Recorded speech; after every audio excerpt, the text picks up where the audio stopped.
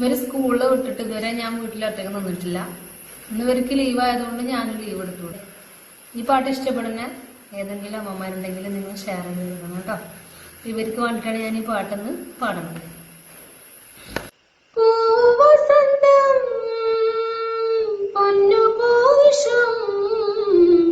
പുലർക്കിനാവിൻ തോവലാലേ അമ്പിളിപ്പൊൻ മഞ്ചമൊന്നിൽ നിനക്കു മൂടാൻ പുതപ്പുതയ്യാം.